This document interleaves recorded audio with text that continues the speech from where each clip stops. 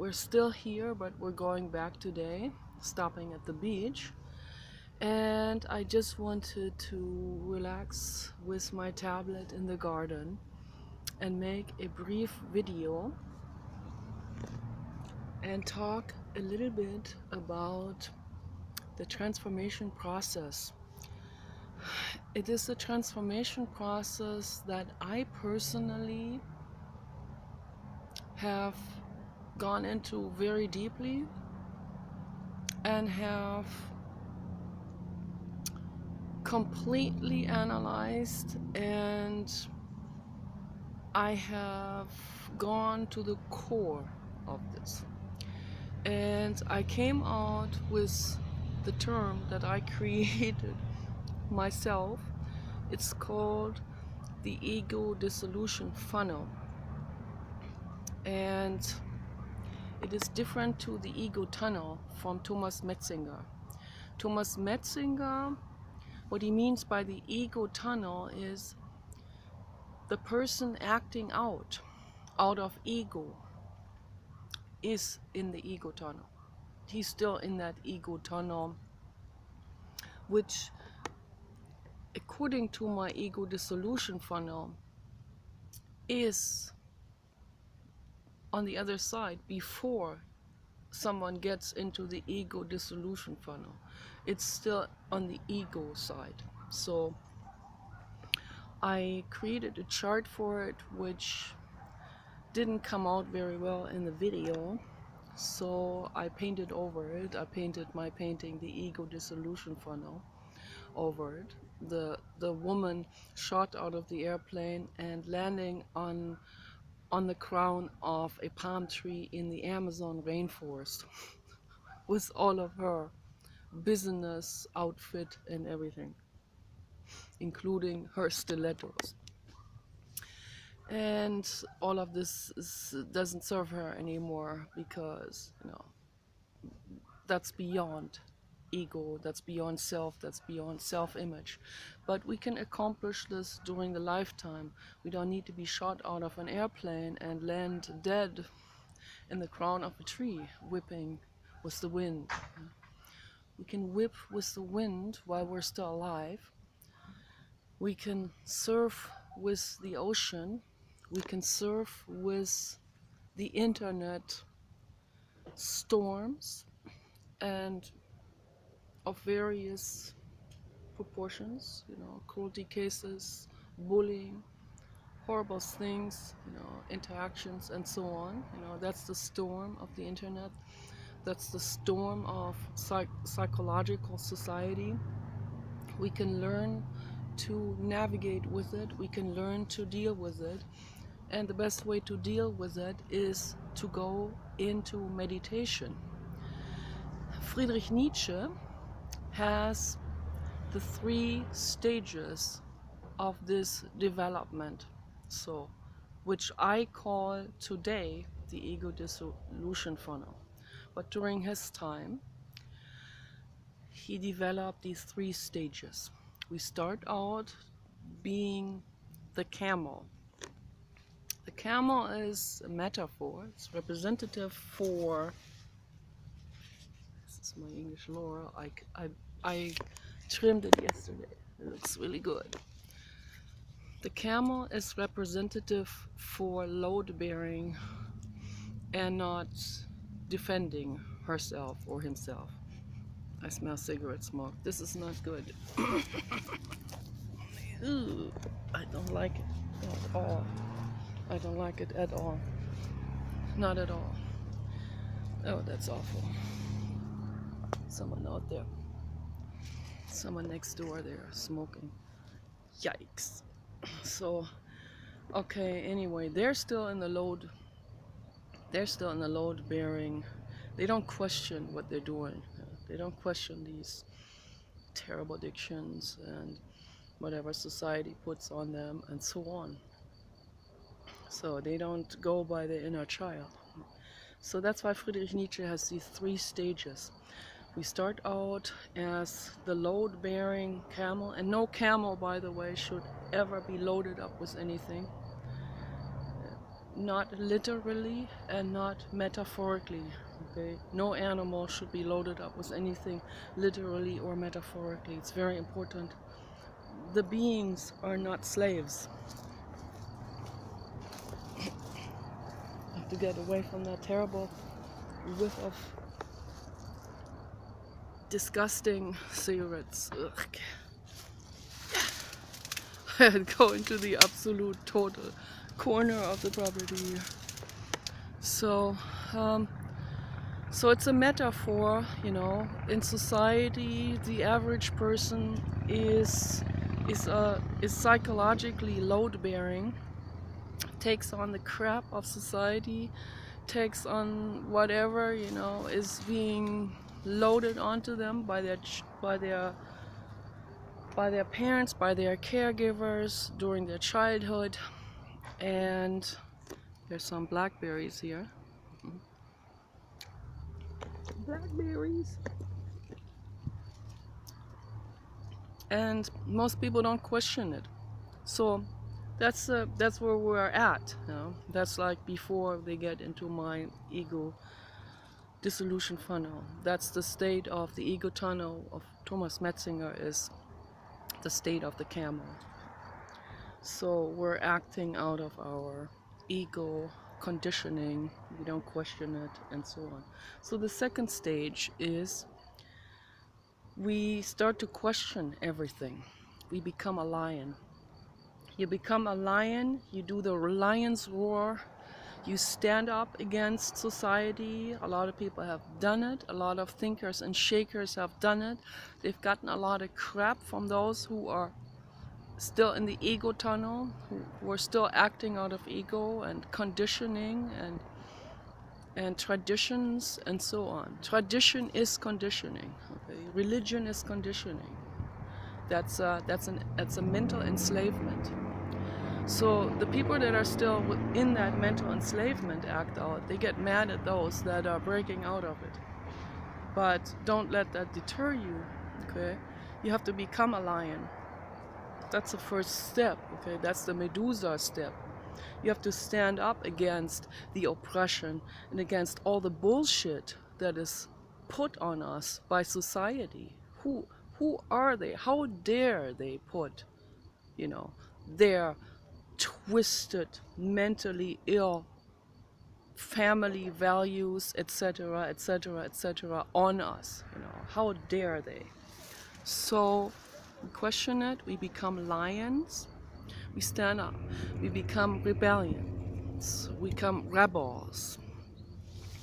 And so that's the intermediate state, the ultimate end goal state, which is that is the path. It never ends. When you're on the path, you move up into infinity, okay, and it never ends.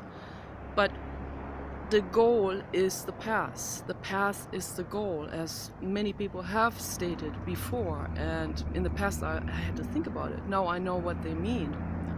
So most people are not even on the path, as I said many times in my videos. So you have to first get onto the path. And that path is the third stage of development, according to Friedrich Nietzsche. And that is the stage of, now the sun is coming out, and now I have to find an intermediate between sun and escape mechanism. So, okay. I hate cigarettes. They should be outlawed. I think this is an imposition on everyone else who doesn't want to deal with this. There is the butterfly brush whipping in the wind. Beautiful, absolutely gorgeous.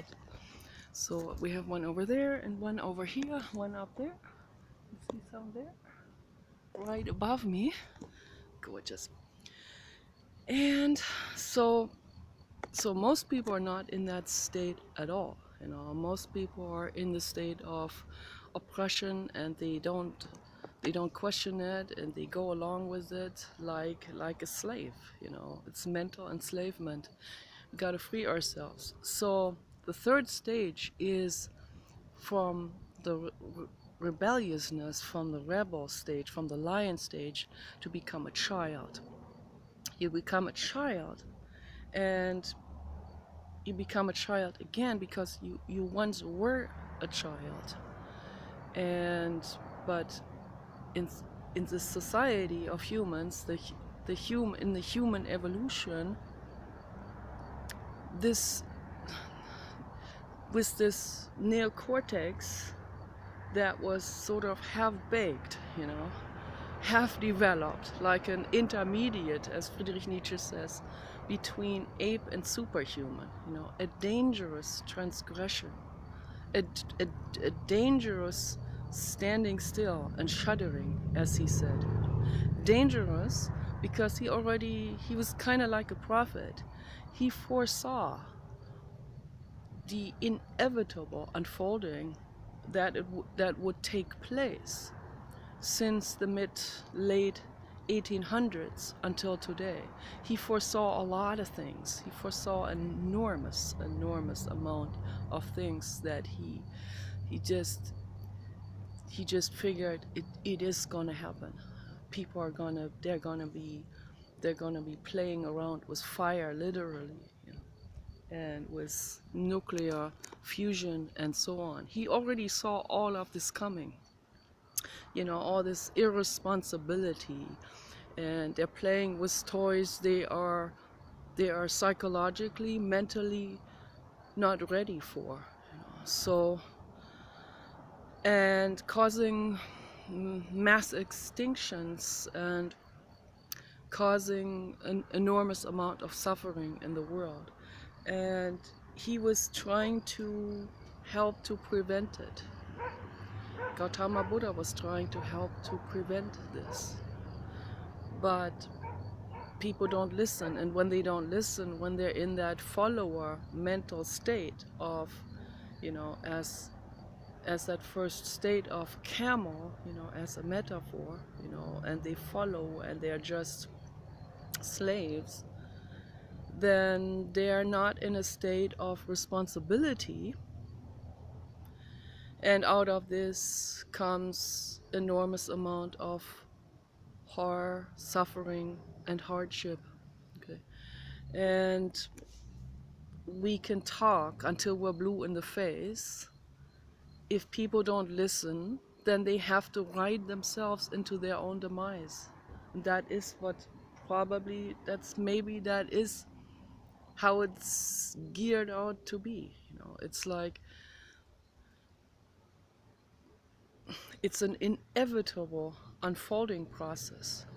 But maybe there are some people somewhere in between that we can reach, that we can say, don't fall into the same pitfall that I have fallen into when I was in my 20s or something. So don't make the same mistakes. Don't make the same mistakes as generations before you have. Don't fall into the same pitfall, and become a steward for the earth and for all beings, and live as a role model, live responsibly, live drug-free, live with a sober mind. To numb oneself with whatever substance, is not responsibility. That's capping out of responsibility. That's total irresponsibility. That's not being an adult. So we have to come to this, we have to find from the state of rebelliousness into the state of back into innocence.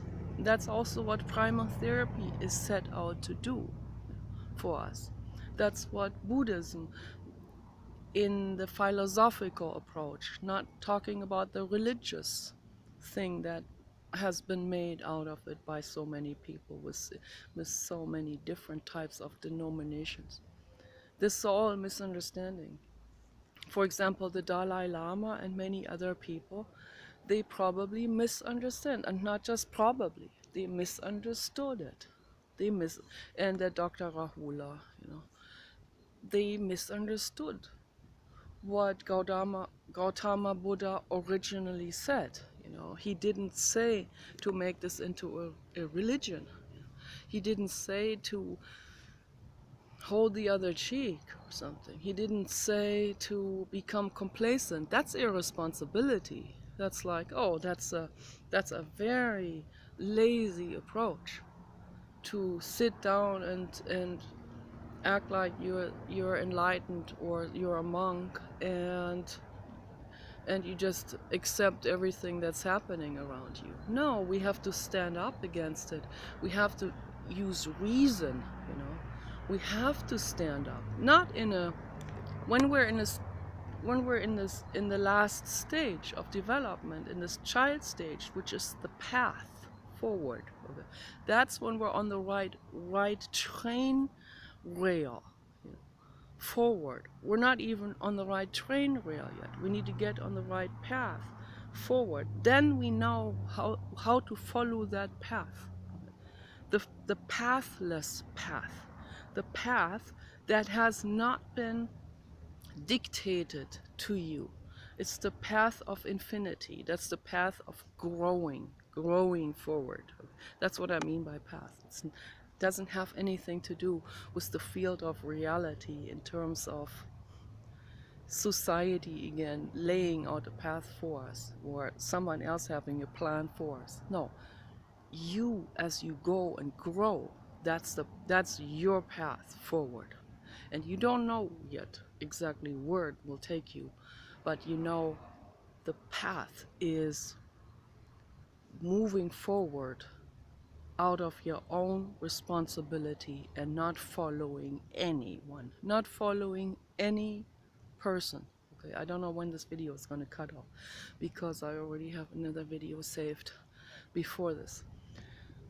So the last stage, the stage of the child, is the last stage, but not in terms of a plateau. It is being on the right path forward, following your own gut instincts and not someone else. Going into meditation and feeling the other living being, feeling his needs, feeling compassion for that other living being. That's the path forward. That's the path always towards more and more and more compassion and love and peace. And that's where we need to be on. Okay, so, and that path doesn't have that doesn't have fascism or fashion or dictatorship or someone saying you have a pot haircut, how dare you. This all, like, we're like light years out of that, out of all of these kind of ridiculous bully behavior and all of this dictatorship and followership of certain fads. You know, the same person, the same soul in 1,000 years, when the pot haircut is in fashion, will be putting the other person down for not having the pot. The very same soul. So the very same people that executed Jesus Christ are today the fundamentalists that are executing those people that are going against their shithole religion. So it's just another shithole religion, just as bad as it's the same principle as Islam and any of these other ones. It's the same principle of intolerance. Okay, so just it happens so that Islam is a religion of total psychopathy. That's the only difference, but the principle is the same, and people have. You know how many people have been murdered in the name of Jesus Christ, who would be outraged about this, for them to use his name for those atrocities that have happened in the world. Okay, Jesus Christ, that's an indigo, that's a learning student. Okay, that's a constantly learning entity.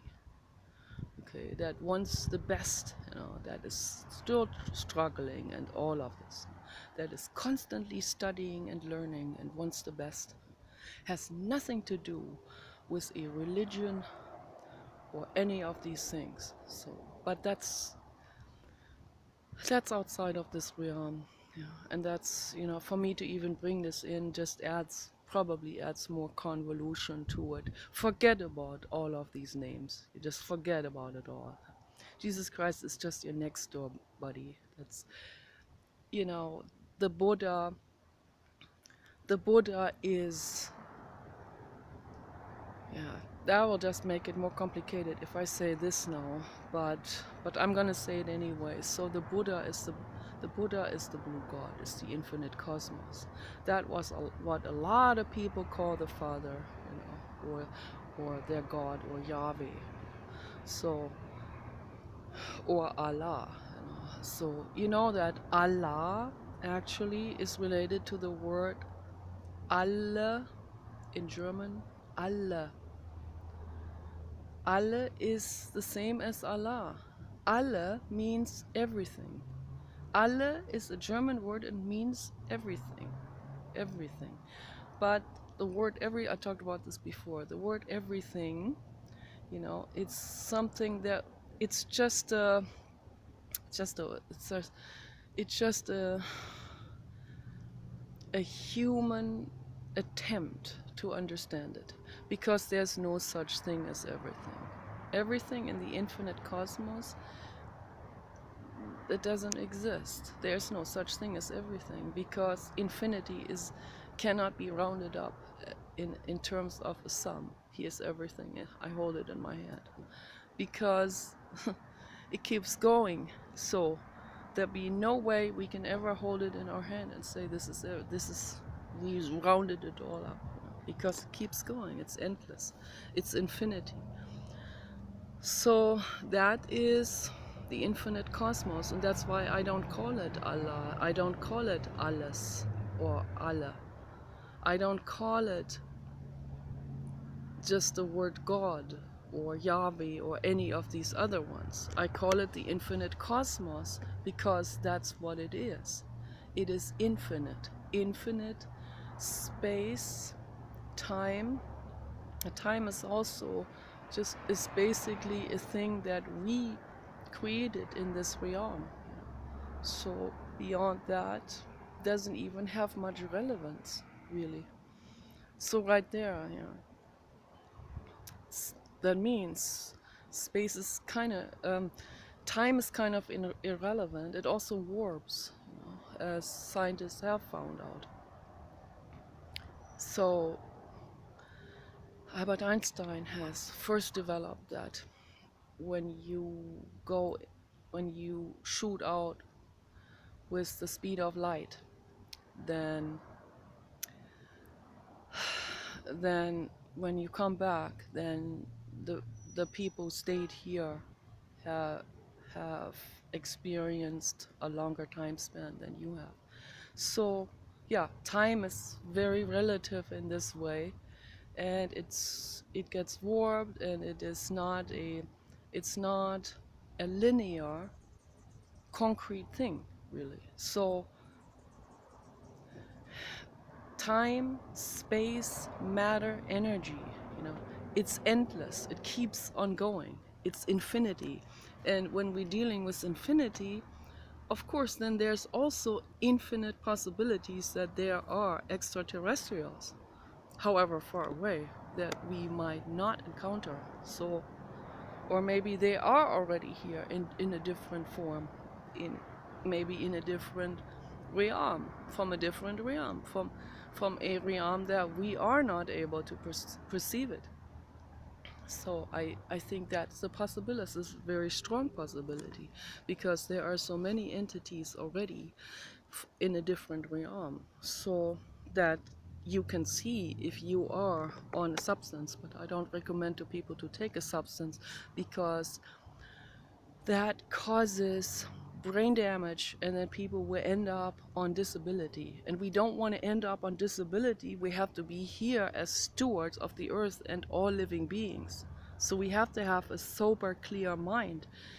And even if it causes us to feel all of these things that you want to run away from, okay, we have to take that and see that the state of a child the inner child. Doesn't mean we become infantile, you know, quite the opposite. We actually become adults. In the state of the child, we become the real adults that take the lead, that take the responsibility, that stand up without anger and rebelliousness, but that stand up and say, I see bullshit and I'm gonna call it out in a peaceful way. And I'm gonna do something about it. I'm gonna educate other people that this is not the way to go about it. Okay. And if I get killed in the process, then there's nothing I can do about it. But as long as I'm alive, I take that responsibility and that stewardship responsibility to move things forward, you know, to move everything forward. And every one of us can do it, you know, in the state of the child, which is the ultimate state